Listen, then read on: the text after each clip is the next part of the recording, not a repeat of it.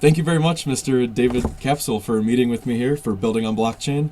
I really appreciate you giving me some of your time of day. Yeah, my pleasure. And I know you have a lot of experience and you bring a lot to the table, so I want to do my best job to kind of fit that whole picture into this little episode here. Okay. So, as we get started, could you mind sharing a little bit about your background story and where your experience lies, pre crypto, pre blockchain, and can you cover your introduction to that and Yeah, going okay. down the So rabbit hole? I'm 51 years old, so that's a lot of territory to cover. But I know so I'm asking a lot. yeah. Uh, well, I was a lawyer and a philosopher. So I studied law and philosophy at the University of Buffalo. I began practicing law back in 1995. I finished my doctorate while I was doing that in philosophy, and I've been broadly interested in issues of technology and science and ethics for quite some time. I did a postdoc at Yale in 2006, and I wrote a book called Who Owns You? And out of that book, and my interest in genomics and ownership of DNA, which stuck with me for quite some time, obviously. I developed some expertise in that subject and interest in alternative methods of trying to evoke ownership or to ensure it. So I was in Holland for 6 years as a professor. I came back to Mexico when my wife, who was a genomic scientist, got a job for the Mexican National Institute of Genomics and started a business while I'm here, and that's Encrypgen. So that's the short version. Yeah, I'm really excited to talk about Encrypgen. It is a very fascinating concept, and that's as much as I can get into because I only can understand it conceptually. I don't really understand the technical aspect of it, but I see it's very clear to me the value that a service like Encrypgen can bring to a market and a decentralized sector. So, how did you get into decentralized finance and hear about blockchain? What was your introduction to that? Well, as a philosopher, I've written about the nature of what are called social objects, and one of the sort of important examples of a social object is money. It's something that's created by our collective intentionality, as we say. So I've been writing about that for a while and became interested in blockchain because I am a geek and I've been a geek for a long time. And, I think that it was an interesting case study for collective intentionality and the creation of a new form of money. So I wrote about that before I really started to link it to the idea of using blockchain technology in the platform that we created. Interesting. So, you looked at it from a financial point of view as money, or Oh the yeah, potential of being used as money. well it is money. So this is a interesting and complex historical phenomenon. Money has been around for probably 7,000 years in various forms, and it just changes the ways in which it exists. Right.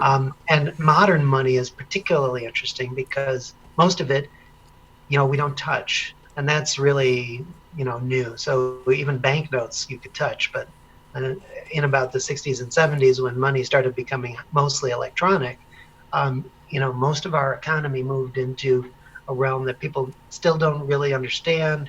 And that's highly abstract from the way that people are used to thinking about what money is. That's a very interesting point of view.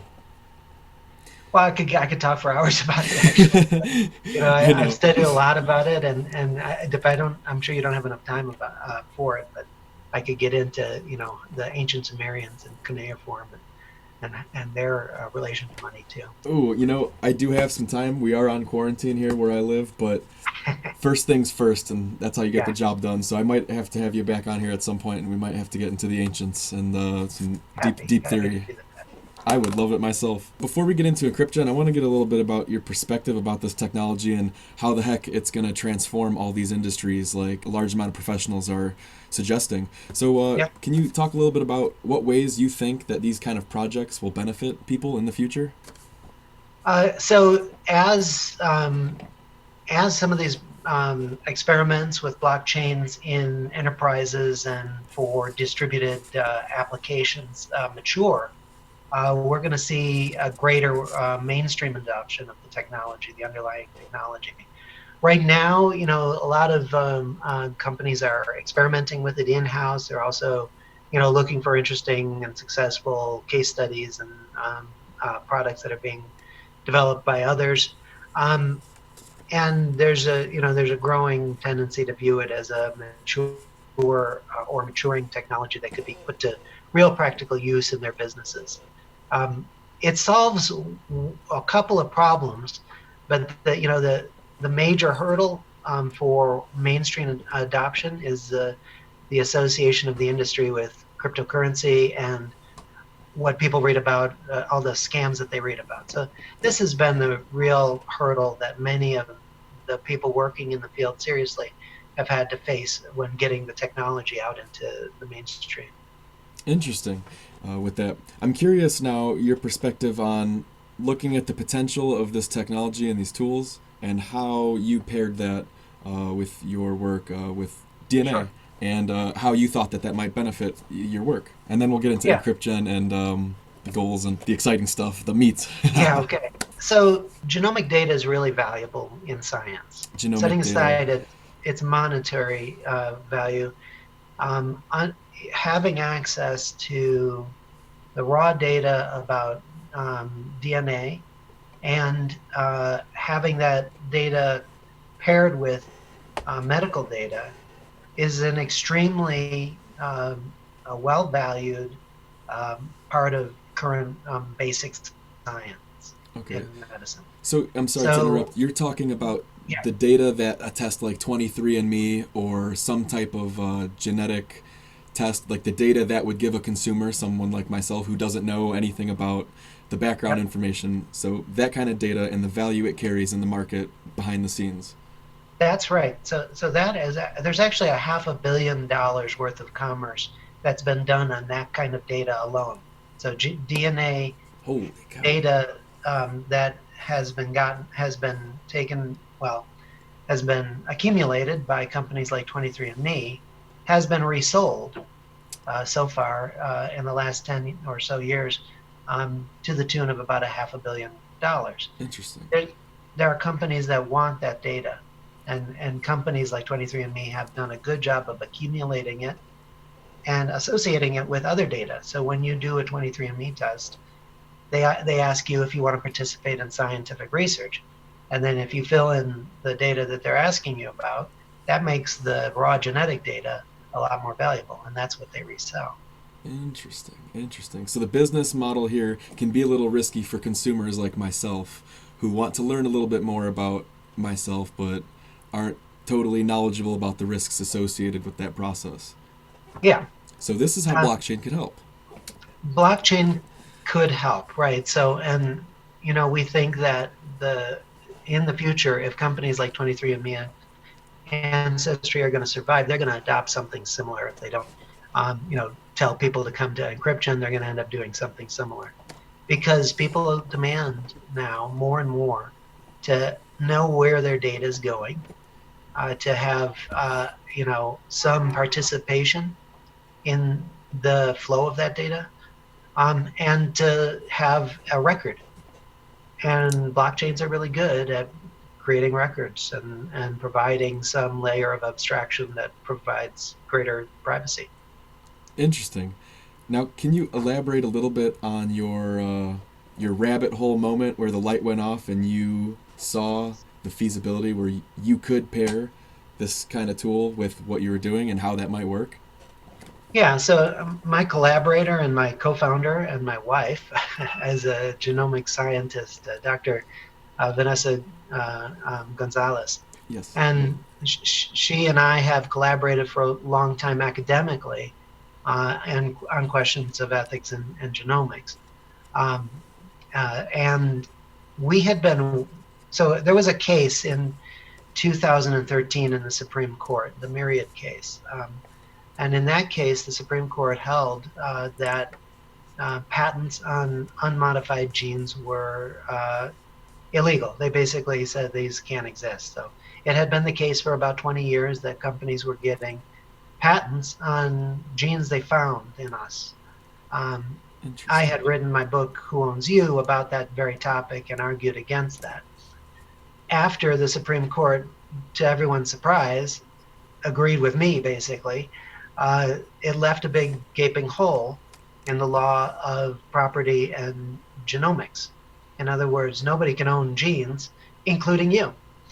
So, the data of the genes in your that make you up is not yours either. The gene Um, pool's a public thing, I suppose, huh? it is. It's a public resource. It's kind of like the air or a sunlight. So Interesting. there's no way to bottle it up, and there's no way to own it. But this presents a question about, what incentives are there going to be for people to get tests, to get the data, and then to share that data for use. And that sharing is really important for the science. So I'd been doing, I'd been a hobbyist in blockchain. I'd started mining certain things on my computer back when it was fruitful. And, it was, an interesting field for me apart from the genomics. But I Sure. realized as I learned more and more about the underlying technology that this was a potential avenue for us to explore to create incentives and to provide greater protections for the data itself and encourage the sharing of that data. So, at what point did you decide to make the leap of faith and jump in head first and say, you know what, let's get this going? Yeah, so going back to the Who Owns Eugene patent thing, I wrote that book when I was doing the postdoc at Yale in 2006, and then only in 2013 did the Supreme Court finally change things. So that's a Oh, okay. um, that was a 7-year time span, Yeah. and I was thinking, oh, okay, well, as an academic, my instinct, my sort of natural instinct is, let's write a paper, let's see if we can get a grant, let's do Sure. something academic. But I didn't want to wait 7 years to create something I thought needed to be created, a tool for people to take control of that data. Yeah, I So mean, I thought, well, how hard is it going to be to make something? Turns out to be a lot harder than I thought it was. But we did it and we did it in the span of 2 years. So that's an improvement. absolutely. Because I mean, in 7 years, the environment of tools and technology changed itself. Yeah. If it, to wait another 7 years would mean by the time that you got approval for stuff that's hot today, you'd have a whole new industry of things that have gotten better by then. I can definitely understand the rush and wanting to jump in. What kind of challenges did you face at that time, and how have your challenges changed since that point? So at the time, so we started our company in December of 2017. And at the time, there were not that many applications of the technology to non-financial Right. products. Uh, and convincing people that this was a useful scientific tool to create a consumer product that's not primarily financial was difficult. It still is. Even now, when I pitch to investors, we face some. I've got a functioning product, and they're still uneasy about its relationship to the financial crypto world. Right. So the sort of cultural change, the shift in expectations, the skepticism about blockchain as a scientific instrument it is still a challenge. But I found some really great developers. We put together a great team, all of whom understood what we were trying to do. Um, and we were able to make a consumer facing product that's out there now, and that in many ways is I think one of the most accessible ways for people to start to accumulate a cryptocurrency, because you don't have to do much to do that with our product. You just have to upload your data and see if anyone buys it. And that's happening. That's really exciting. Conceptually, this is groundbreaking, and these are the types of things that I think personally will be studied in the future when they're looking back as to early application, early use, the founding fathers mindset, as you say, once the paradigm shifts. and that happens on the consumer and in the investor level. These types of products and projects, I think, will only get bigger. I mean, Yeah, we feel very much that that's the case. Actually, the crypto stuff is going to end up becoming, commonplace, and people are going to be more comfortable with it, and they won't have to learn all the, the various geeky things you have to do to get a wallet and whatnot. And over time, it's going to permeate every product we have. I think that's so exciting too. What a moment of time we are in, huh? Yeah, it's exciting. It's a good thing to be taking advantage of it. Which leads me to my next question. Sure. In what ways would you like to impact the industry in the next 15 years as the environment is growing and changing? Well, so I'm now totally committed to health and blockchain. I've taken a position also with a new company called Consensus Health. Yeah, Which I is a noted that. spin-off. I want to talk a little bit about that too, if you wouldn't mind. Sure. So, I mean, I think that the blockchain use cases in healthcare are what I want to continue to impact and continue to provide guidance for and initiatives in. And I think the widespread adoption of tools that we're creating, like Encrypgen and like what Consensus Health is building, are going to impact all of us as health consumers, Yeah. and especially in this dynamic and changing environment that we're in.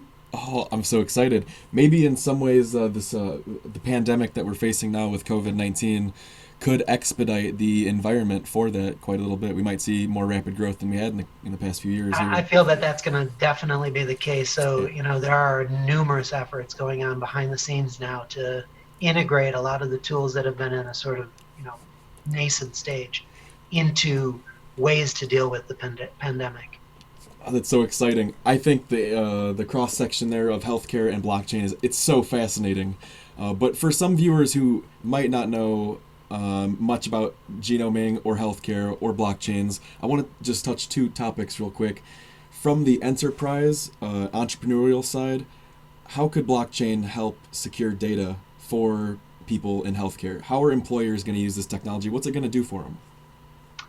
So right now, the major way that blockchain is used to help secure records is by providing an auditable record of the transactions of that data. So there's some misconception about what blockchain does in terms of securing data. Sure.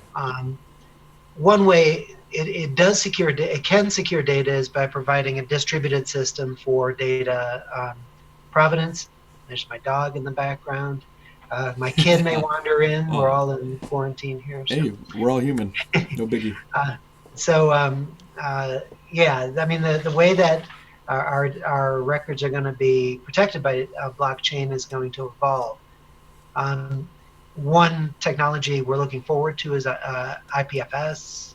That's going to be a really important part of the new infrastructures we're building for protecting large data across distributed networks. IPFS is interplanetary file system being built on the Ethereum network. Okay. That's extremely exciting if you're an old-fashioned Napster geek like me, who you don't want these files sitting in your silos available for people to be able to access and know their whereabouts. IPFS solves some of these issues if it can be scaled, but other technologies like that are going to be part of the way we distribute it. So, I'm sure I'm rambling, but I get very ramble, excited. please. No, I get very excited by it because, distribution is was the fundamental idea behind the internet itself. So by creating a distributed network with multiple nodes that are connected in a non-hierarchical way, DARPA was creating a resilient network that could survive nuclear war. The data that we are trying to protect should be similarly redundant and resilient and distributed in networks. And that's really that's what blockchain networks should be able to do. So taking important records like your medical record and creating a more redundant, more resilient, as well as private and traceable mechanism for storage and distribution is really, it would be revolutionary if we can achieve it. Wow, there is a lot to unpack there. Before I jump in a little bit deeper, and Yeah. please, as before I go on, if you want to ramble by all means. I would love to catch it. I love the Don't, enthusiasm. don't issue me that challenge. Because I am very passionate about this industry, and more importantly the nature of it and the culture that's been growing from that gets me so excited. And that's what made me want to start something like Building on Blockchain, because I see what's going on, and there's a lot of people who I think their voice and their opinions and their thoughts, they matter, and they need to be piped up a little bit. So I'm trying to do something. Yeah. But before we go on, how is the blockchain and healthcare, the intersection of that, how is that going to help consumers, such as myself, my family, their friends and family? How are we going to benefit from this? Why should people even care? Okay, so as with your genomic data, you don't really own your health data. Okay, so if you look at your broader medical record, until the recent execution of the this regulation about ownership of your data for use in digital platforms, which was just signed into law a couple weeks ago, there hasn't been a mechanism for people to claim some sort of right over their medical data.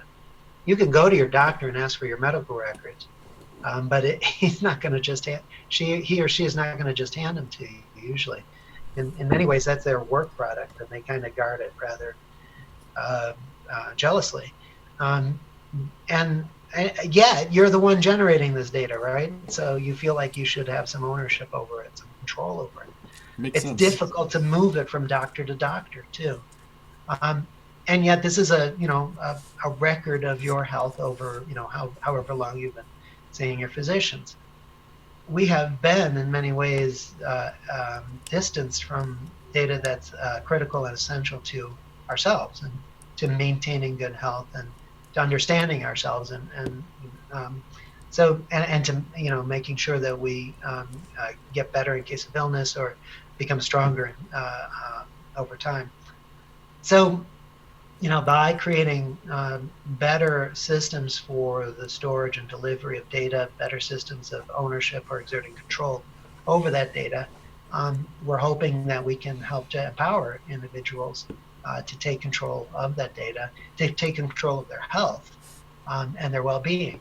It sounds like one way that people should be excited about this is that they'll have a better handle and a better control over their healthcare data. They'll have a foolproof way of seeing who has access to that data. Because it's on the blockchain, they'll know if it's being sold, they'll know how many people have access to it.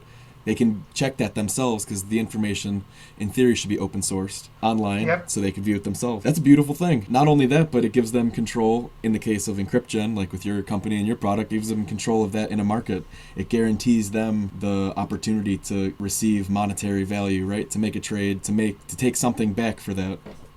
To get something in return for what you are, in many cases, voluntarily contributing to help. Yep. To help build Exactly. the theory and the field. So it's totally exciting from the employer and the employee and the consumer side. We really have a lot to benefit here and a lot to gain if we approach this correctly. We feel that's true. Now, I know you've spent a lot of time in the industry. You've watched a lot of changes happen. Can you talk just a little bit about some of the changes that you've seen in the industry and the landscape since you've entered, and how you think that might change in the future as well? Yeah, so in the last 3 or so years that we've been doing this, I've seen a tremendous change in public perceptions about our data in general. So we've witnessed like the Cambridge Analytica thing, the Facebook selling your data and it being used Right. in was ways huge. we were not. That was Yeah, groundbreaking. people are upset about that, and they have every reason to be. And I think that has brought about a change of general attitude over how people perceive their relationship to their own data. They're beginning to feel like maybe they shouldn't give it up for free to everybody who comes along, with a cookie policy that you accept.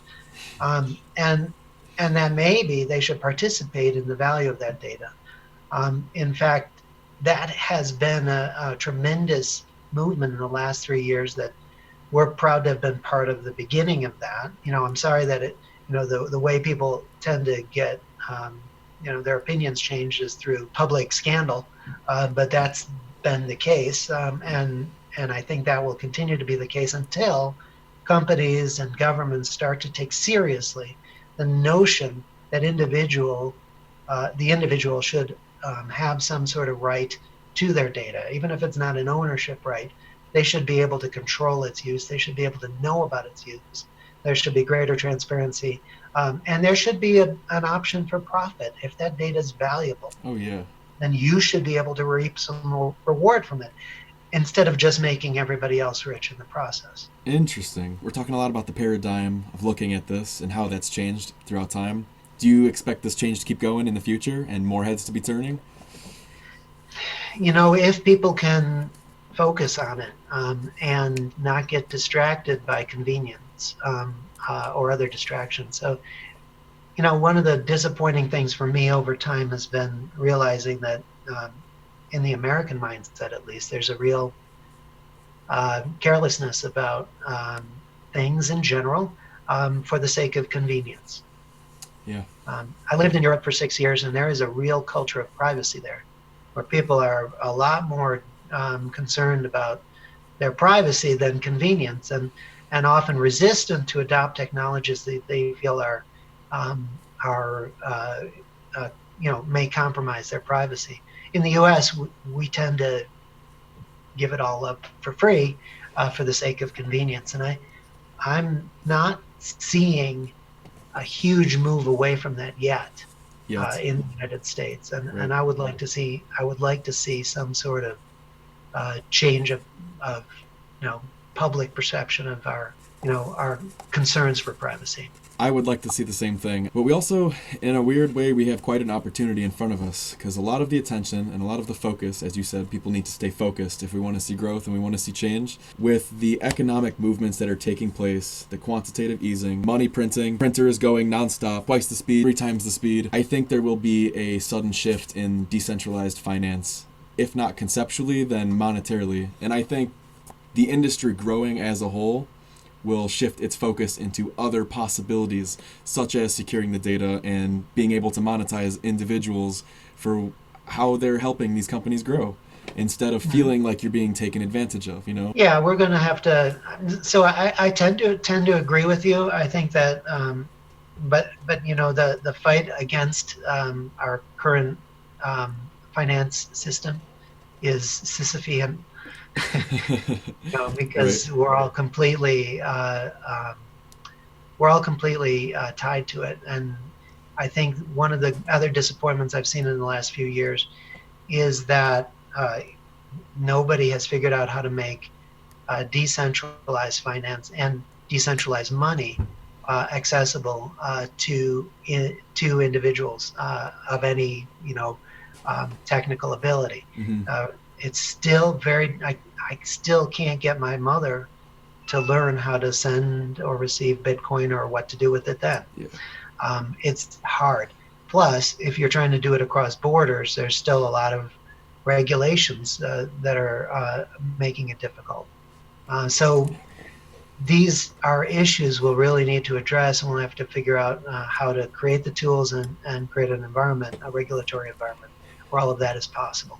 That's very true. There is quite a mountain to climb, as far as making it a lot easier for the everyday person. There is a lot of growth that needs to happen. We're pretty much still at ground zero, more or less.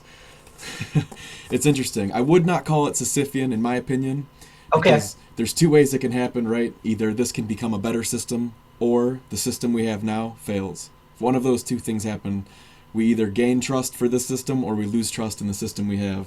And that very well could happen. It could, but And that it happens every once in a blue moon, in history. Yeah, again, back to ancient Sumeria.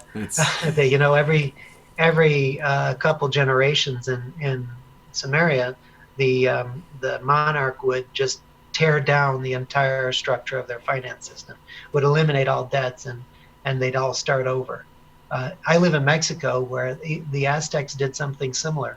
Every 7 years, everybody had to destroy all their private property. Wow. And start afresh. So, these sorts of, I guess, fiscal or monetary cleansings happen over time naturally too, but not not necessarily in ways that are predictable or good. That's so fascinating. Do we have any data on what the average lifespan was like in Sumerian or Aztec times? Do we have any kind of clue? Like, was 7 years a fourth of their life, or more Yeah, like no, a yeah, tenth? lifespans probably in for the Aztecs were probably at most 50 or 60 years old. So Wow. Sumeria was probably shorter. Wow, I've got so much research and so much history I've got to discover myself before we have our next talk, but I feel strongly so as a philosopher, I've always approached things from a historical perspective because I feel strongly we can't understand social objects until we understand the history of social objects. And I then money is one of the most fascinating ones there is. I agree with you 100%. It's great to look at things objectively and to draw a conclusion from things objectively, but that doesn't mean squat unless you compare it to what we've had in the past. Like Yeah, the well, yeah, history is one of the dimensions. So yeah, it's like our ancestors. I feel like would kill to have some of the opportunities that we have today. People who oh, went through the Great Depression to have a decentralized market that all you need is internet access. That's all you need. You don't have to be afraid of a bank run. mhm. I Yeah, think no, they would be thrilled to live in today's times. I think we'll see it once our backs are against the wall, but that's all theory and conspiracy, so we'll stick to the facts for the moment. for the moment. In future, in 100 years, do you think the effect of blockchain and cryptocurrencies, do you think that will be a net positive or a net negative for individuals? Or in 100 years, will it even matter? In 100 years, it's going to be, the basic technologies or the basic concepts behind the technologies we're using in blockchain are going to be commonplace and be involved in all of our tools. They won't be exactly as we're used to it now, but the concepts are going to endure, and it will give us over time greater trust and greater security in the networks we're building. So yeah, I think it's as big of a change as the internet was itself.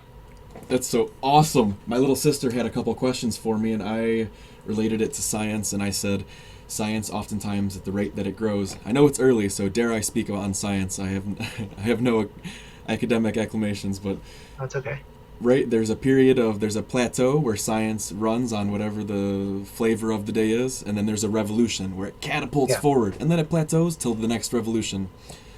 I think that's happening with finance in a sense. I think that and data and securing data.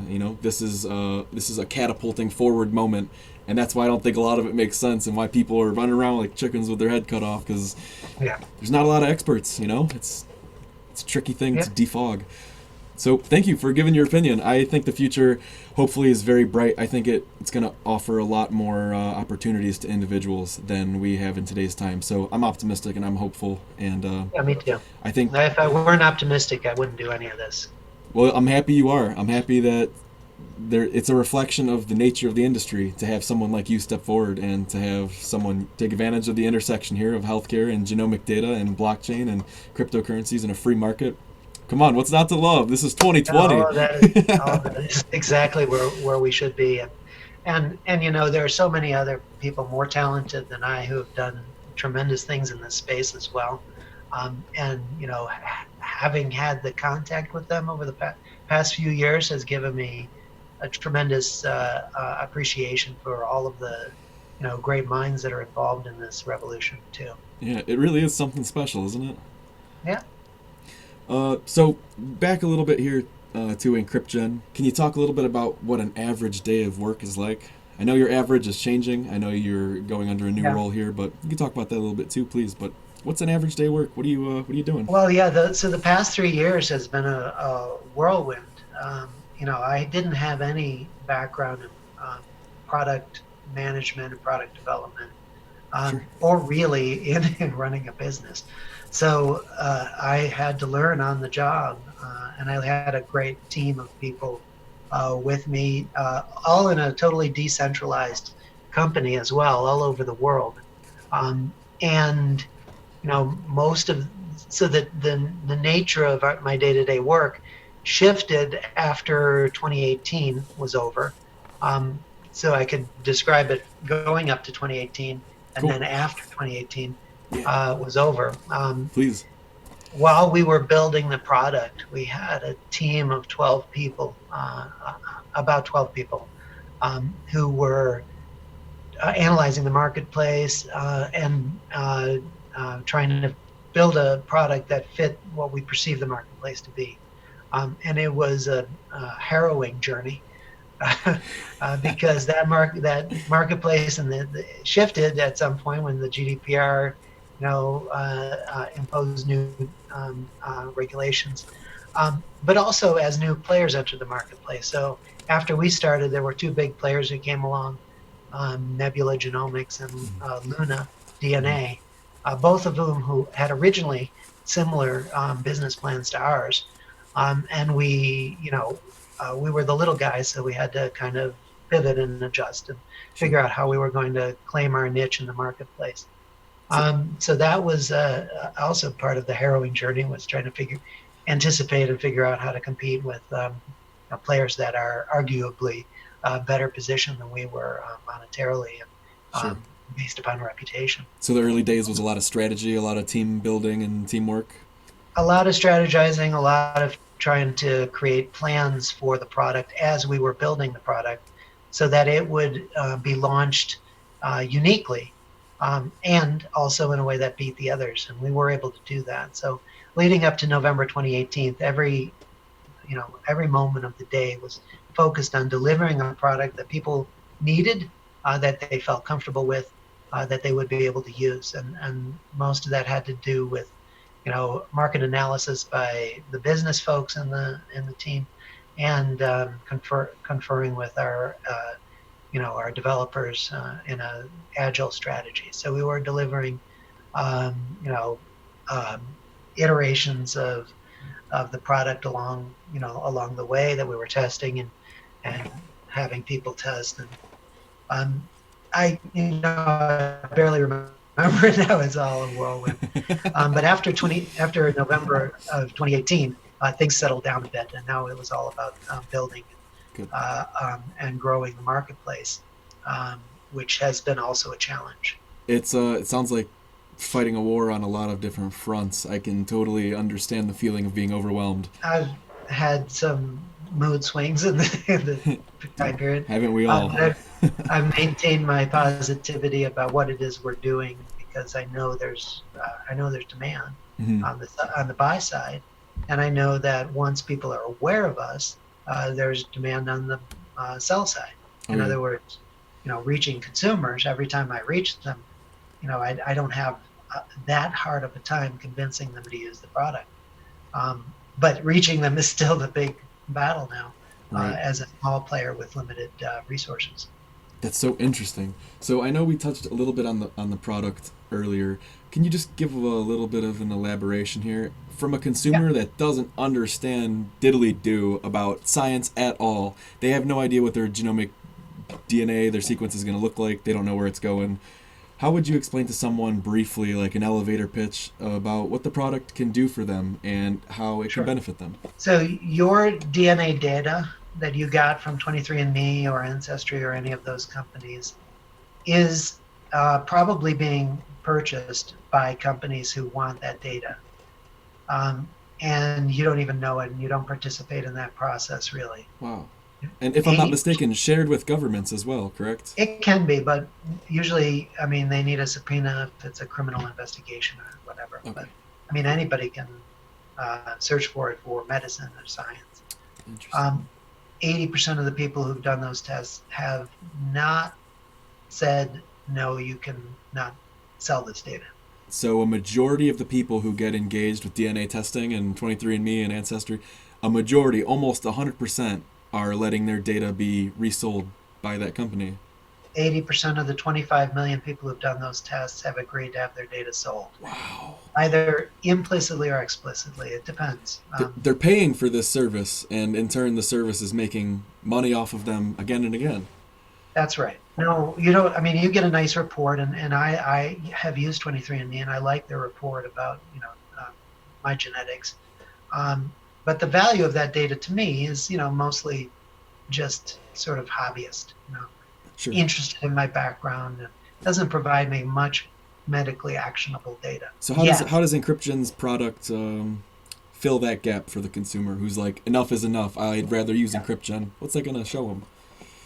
Well, what they can do on our platform is they can take the data file from the tester. Everybody who's done one of these tests has access to that file, and we walk them through it through instructional videos from our YouTube channel. They can download that data, upload it to our platform, answer some questions on a questionnaire. All they need really is their email address, and they don't have to provide anything other than that really in the data file to start selling their data and earning DNA tokens on our platform. Though that's all they need. I mean, they don't need any technical expertise otherwise. We don't provide reports like Ancestry or 23andMe. There's lots of other services, and including partners like sequencing.com where you can get reports.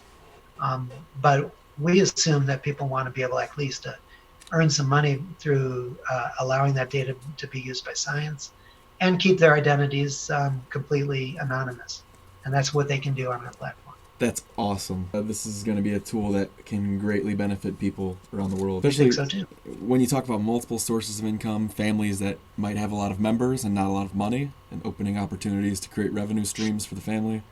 When all you need is internet access, come on, and an email, it's a beautiful thing. Now, I know you mentioned your YouTube channel. I did see quite a few videos on your page. My favorite one is when you made history, becoming the first person to upload a DNA genome sequence to a blockchain. So can you talk a little bit about that? What's it like to make history? Yeah, I mean, it was a minor step, but Sure, it it's was just one novelty, small but step. come on, it's novelty. People are going to be watching that for years to come. I hope so. Yeah, no, it was exciting. I mean, it was really the fulfillment of 2 years of teamwork with a tremendous group of people that I had grown very close to, and so it was a very fulfilling experience, and everybody involved in it really contributed to seeing us do that. Sounds very satisfying. It was, yeah, and you know, I've written books, I've made some kids, you know, all of these things are important really for, you know, leaving a mark on the world in some way, and I feel that, you know, it's up there in the top 5 things I've done. Well, that makes me so happy to hear. I mean, well, when you think about what you've done, you've made a tool for anybody else to use for years to come that creates an opportunity to make money off of data. And to improve science. So the other part of the equation really is making the data more available for scientists. Now they don't have to go to Ancestry or 23andMe to get that data. Those are monopolies really for that kind of data, and we're trust busters here. We're going to create a wide open network where people can remain anonymous and de-identified and provide that data to a marketplace of scientists who need that data.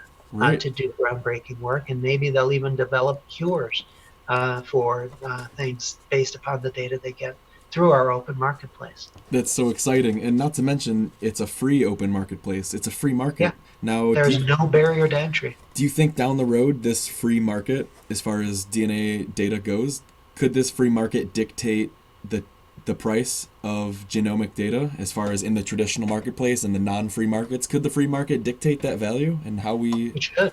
Yeah, no, it should. So, you know, you can arrive at a value for something only in a free market. If you have a monopoly, then you have the potential for, artificial pricing. And only through an open and free marketplace can you discover actual values. Interesting. We have a lot to look forward to. Now, real briefly, I want to know any major lessons learned? Oh boy, that's a tough one. Okay, so everything is a major lesson. I've learned that there is a great deal of interest in maintaining control over marketplaces. Free markets are threatening to monopolists. A difficult lesson to learn the hard way as we're trying to break this, monopoly. Well, I've learned some very positive lessons too. One is that people are very optimistic and I think good-hearted in general, that they have a great desire to share, and they are willing to share often with very little expectation of reward.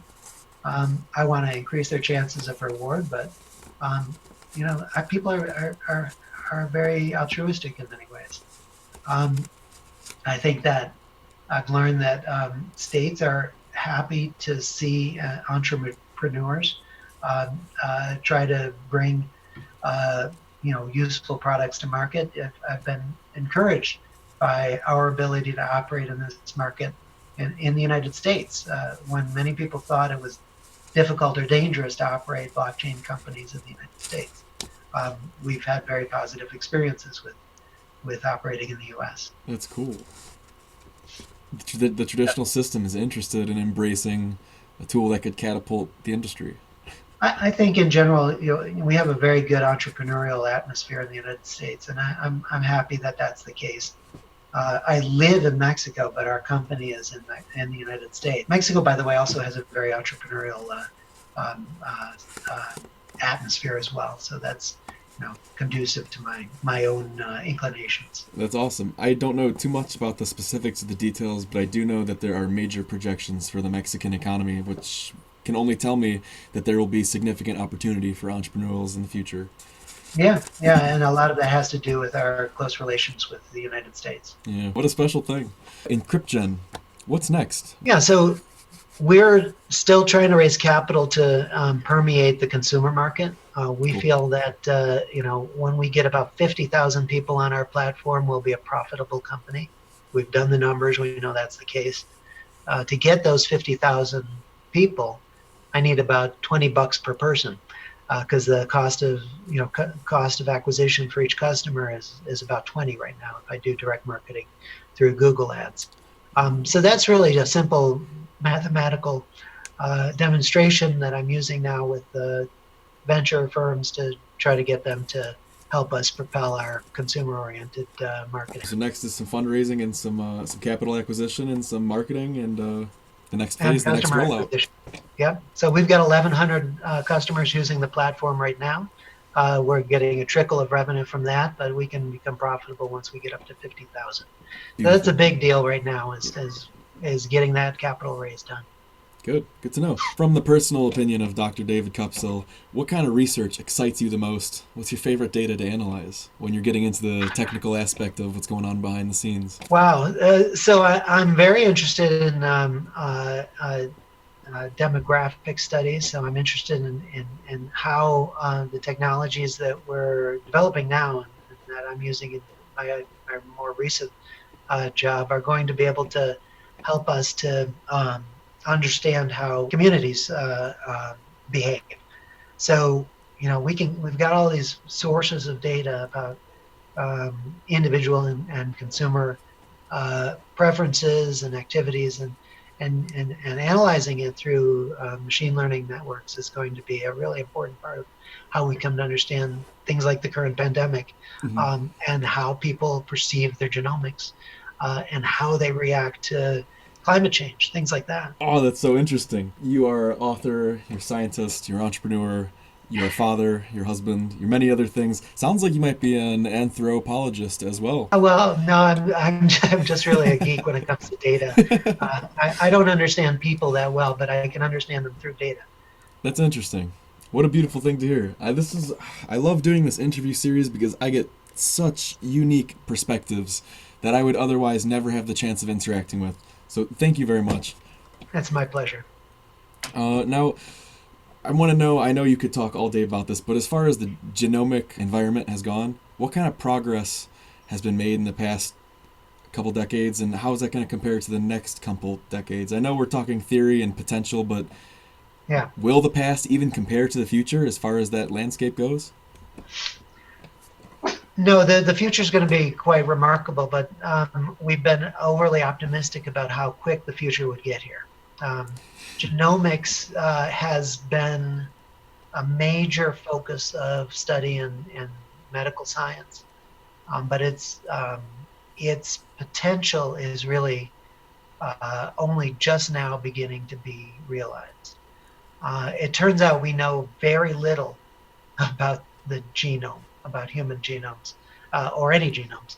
And that's why technology like what we're building is so important. We need a lot more data, and we need a lot more processing of that data, and we need a lot more correlation of that data to other types of data. So metadata about individuals and communities and populations. I've had people ask me, well, why can't I sell my genes to cure COVID-19? This is a really interesting question, and one that I don't fault people for asking, because we've been hearing a lot about genomics for a long time, Sure. but most of us don't experience it you know in the real scientific world, uh, and know how it's being used and all of the impediments to its use. The Interesting. fact is, we're still very much in the discovery phase about what our genome does, and we need Interesting. so much more data, and that's why the next 20 years is going to be so exciting. We just completed the map of the human genome about 20 years ago. The next 20 years is going to be figuring out what the relation of our genome to the rest of our omics is, and that's really interesting. 20 years Um, ago, we just mapped out our own genome. right. And now you're talking about what we need to progress is a much larger sample size to get to the end game of how beneficial this technology can be. It turns out, I mean, we've learned a lot about like simple disease and what we call monogenic disease, Okay. and even polygenic diseases we're starting to get a picture of from a genetic point of view. But I mean, things like Alzheimer's, or Parkinson's and other diseases, where they're not simple. There's a lot of things we don't know, and we need so much more data from human subjects that the next 20 years we're going to be doing a great deal more diving in and using tremendous new computing power, federating the learning of that power over multiple nodes, and getting a better picture. How exciting. And just to think that I'm talking to someone who has created a tool that will incentivize people to contribute a data sample to help grow this. This is, you've created a tool that could very well be one of the bolts in the catapult that will throw the entire industry forward. We hope so. Boy, oh boy. Now, you don't have to answer this question, but I'm curious. If we do get a large sample size, if we do learn a lot about Parkinson's, about Alzheimer's, and about other things that we could cure or greatly fix using these types of tools and technology, in your own opinion, is this natural? Would these types of genomic studies, alterations, if you will, is this natural because it's man-made, or is that? I know it's an ethical question. I know we could talk all day, but Yeah, what do you that's think? also an ontological question, because the definition of what is natural is unclear. True. Um, Yeah. I mean, there's a very real sense in which we are no longer natural. Or my dog here that I'm petting to keep her from barking. My Jack Russell Terrier is clearly not natural. Sure. Uh, um, Interesting. I don't have an ethical opinion about whether it's wrong to create new life forms or to, um, you know, it all depends on the uses to which we put them. So if you're creating a deadly bioagent, that's something about which I have an ethical opinion. But Interesting. if you're trying to create cures and treatments for things, I'm perfectly fine with using all the tools in our disposal, all the arrows in our quiver, including potentially, genetic engineering. I think that's going to be a very valuable form of treatment in the future. Maybe not the near future, but in the future. Wow. Now you mentioned ontology, and I've been reading a little bit recently about ontological design, which is right the tools that we create and shape, in turn create and shape us. Yeah. Using these tools, talking 20 years down the road when we have a large enough sample size, and these tools we're creating today start shaping us, do you think we'll be the same when we walk out all Oh, this? we're not the same as we were 20 years ago or 40 years ago. I know we are totally crazy now, aren't we? We are a rapidly evolving species still. And I'm very happy for that, because that's probably the only way we'll survive. Interesting. Now, Call it ignorance, call it me being stupid, I don't know, but I've got a totally ignorant question I'm going to ask you here. There's no such thing as a professor. I have to tell you that's never start a question that way because it's not true. All right, my question for you: are we uploading dead people's DNA to a blockchain? Does that have any benefit? Is that going on? And also other animals. I know they can't be really incentivized to benefit money wise from their data. Right. Does the buck stop with the human or No. interspecies? What's So that's a very good question. Your DNA when you're dead, right? I mean, none of it is really your DNA. Okay. sure? It's 99.3 or 4% similar to my DNA. So, So our and then DNA. yeah, so the species has a general, map of DNA. There's very little variation. In the variation, there's some interesting stuff. But it's also true that I'm like maybe 80% similar to my Jack Russell Terrier. Um, and that I'm actually about 50% similar to bananas. Um, and that doesn't mean I am bananas, but it's the case that we share DNA with every other creature and thing that's living on the planet. And at some level, there's because we evolved from a one thing at some point. So yeah, there's a lot of dead people's DNA in you, right? All of our Wow. predecessors' DNA lives on through you in some way.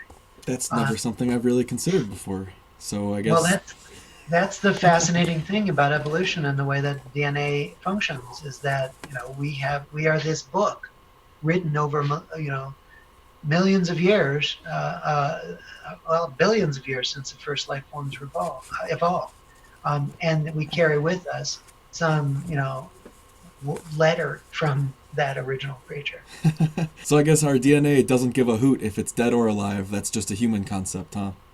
It really is. It's just a code that propagates through generations. And if you want a good sort of philosophical, scientific analysis of that, you should read the famous book by Richard Dawkins, The Selfish Gene.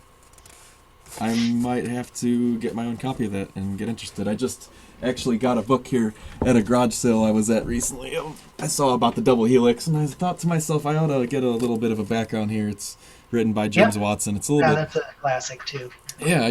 I wanted to learn a little bit more, because I'm thinking, from not knowing a lot about this, the more I look into DNA, I'm understanding how much data DNA can really hold.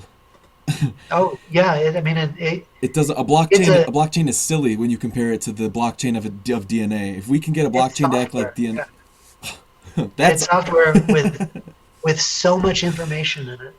It's ridiculous. All that information is constantly driving all of your cells in your body to do the things they do and make you you. It's fascinating. oh, we have so much to look forward to. We've got a lot going on. I've taken a bunch of your time already, so enough of the serious questions. I just got a couple more that we can fly through here. And okay, totally curious. Who do you think Satoshi Nakamoto might be? How do you justify this anonymous figure in your head? It doesn't matter. It just doesn't matter. It's like Homer. Homer Who wrote Simpson. Homer's Oh, the poems? Iliad or the Odyssey? Yeah, the Iliad and the Odyssey. Who wrote them? Simpsons.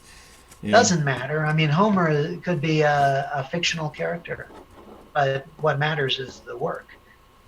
So it doesn't matter. I don't care. I agree with you. At the end of the day, I really don't think it matters. But the shadow of doubt in my mind that pools in the background that I sweep under the rug is to say, how much value can we throw into Bitcoin before it starts to matter? Before we wonder who has 1 million of the 21 million coins sitting in their wallet, and at what point are we a little bit scared over the amount of control they might have over the network in the future? But for Yeah, right well, now, I agree. that's an important question. So yeah, I mean, if we're going to make sure that that network is truly distributed, we should get a better handle on who has Right. as much of there as there is. But you can also just deal with that the way the Homeric bards dealt with it, and that is to propagate the network. So Homer Interesting. didn't write anything. He composed these poems that the bards went around singing and memorizing. At some point, there became a consensus about the epics, and uh, that consensus, which had probably only a slight relation to the original works, became the final forms of those epics. The same is true for Bitcoin. If we develop a large enough consensus, enough people mining and enough people contributing to the network, then that's what matters. That's a very good point. I think looking at it metaphorically, it's probably the only way to really explain how this might play out, which requires quite a bit of critical thinking. So I'm not sure how much of that, Well, you know. oh yeah, or just start up a node. I run a full Right. Ethereum node because I believe in it, and that's Beautiful. that's a really important thing to do. Nothing paints the picture like skin in the game. Yeah. Now I'm curious. When you were a child, like I said, these are fun questions. When you were a child, what did you want to be when you're older? Oh well, I wanted to be an astronaut, of course. That Oh, was the age of that was the space age. So I was born in 1969, and just a few months before we the landed. the first moon landing, and my parents propped me up to watch it on black and white TV. Oh, And I grew up with the space age as you know, the driving impetus in my life. So, but it turns out I have terrible eyesight, and I learned early on that astronauts can't have bad eyesight. right. So obviously I didn't pursue that. Well, maybe we'll all make it to the moon still, huh? If not there, and maybe in crypto. I hope so, one way or another. Who is one famous dead person, inspirational, that you would love to have dinner with, and what would you order to eat? I would love to sit down with James Joyce for dinner. James I think Joyce. that who wrote Ulysses, and I would dine. I think on well, I guess we would have to have a corned beef and cabbage if we were For St. Patrick's Day, if we were dining in there. yeah, in Dublin. Maybe a big old Guinness Yeah. afterwards. Yep. Related to food as well, if we were going to put recipes on the blockchain, and we put a blockchain in a time capsule that could be opened in 1,000 years, what recipe would you preserve for people in the future? Okay, so I would definitely choose enchiladas de mole. Oh. Mole is an incredible food that few Americans really appreciate. Um, there are hundreds of varieties of moles here in Mexico, and I just love to sample them all. But that's what I would choose. That's a beautiful choice. I had the pleasure of working at what we call in Cleveland an authentic Mexican restaurant. The Okay. owner was very passionate about his mole sauce. He's very passionate Great. about some of the authentic ingredients, and I gotta tell you, that's where I got hooked on my enchilada and mole. Oh my It's goodness! amazing, just amazing. All right, last question here for you. What advice would you give in just 30 seconds to somebody who's just starting to learn about blockchain and crypto? They don't know anything. An elevator pitch. 30 seconds. How would you help them out?